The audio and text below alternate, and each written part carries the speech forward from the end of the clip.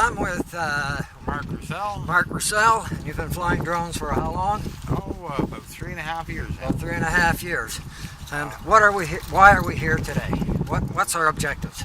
Well, I guess we're in Taymouth, and there's been flooding. It's December 23rd today, and we had a thaw and lots of rain. So I've heard that there's some flooding in the upper Nashwaak, and that's where we're at today. And we're going to do a little videography of some of the flooding around the Nashwaak Music Festival area and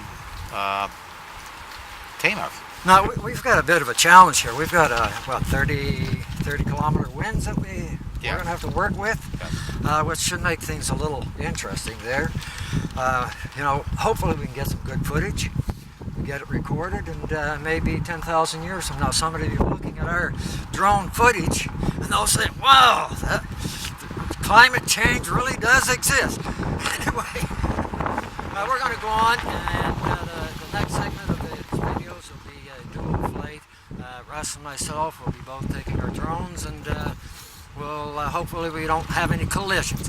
So let's move forward. So on to the drones. Yes, fly safe. Fly safe. Oh yes, on that note, this is the add-in. Safety. Of your experience, you've seen a few things. Any recommendations to the parents who are buying their kids drones for this Christmas? Fly safe. Look at rules, regulations. You fly in line of sight. No more than 10 meters high for a hobbyist type drone. 30 feet. If you get it out of your sight, you might lose it. Chances are you will lose it. And you're going to spend $200. You're going to get it up over the trees, and you won't get it back. So keep it in line of sight. Fly safe, away from people, animals, homes. Just fly safe. Look at the regulations. The regulations. Where can people find the general regulations for recreational drone flying? It would be under Transport Canada, and Industry Canada. I'm thinking Transport Canada is where you're going to find it, but licensing is issued by Industry Canada. So I'm pretty sure the regulations are found on Transport Canada website. Right, but as a recreational pilot, you don't need to be licensed as of today. No. And that depends on the size of the drone. Depends on the size of the drone. So look at the regulations. Under 250 grams, you don't have 250 grams pre-flight. I don't think there's any regulations at all. And that. So of course, stay away from airports. Yes. 9 kilometers, 5 miles. But besides that, I don't think there's any other regulations for anything over 250 grams. No, and a little bit of common sense goes a long way. So that's a very good tip. So now we're going to move to our next stage. That's to get the birds in the sky and get the photos and the videos. Thanks for this aspect. Bye. Yeah.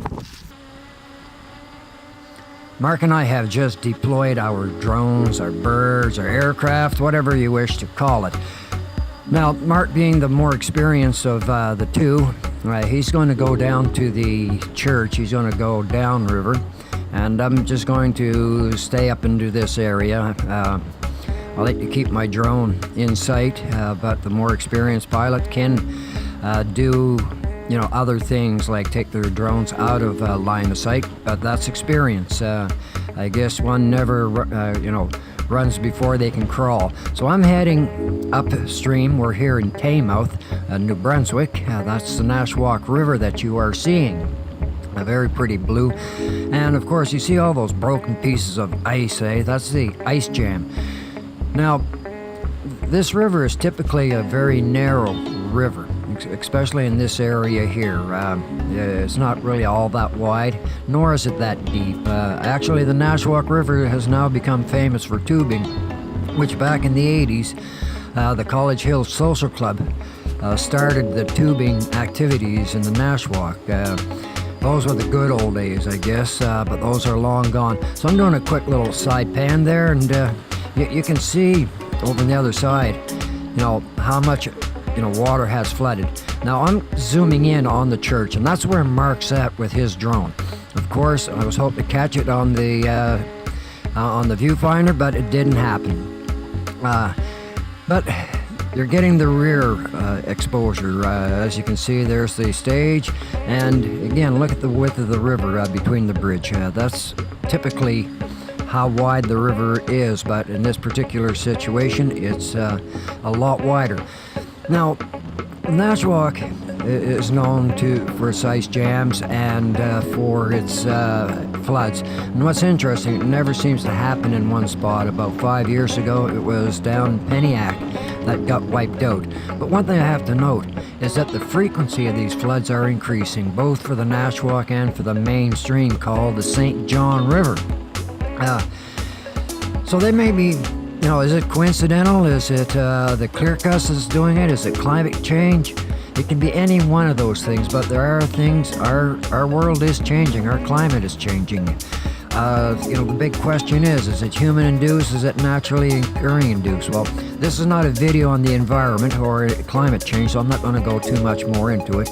Again, I'll bring the attention of, look at the width of that flood.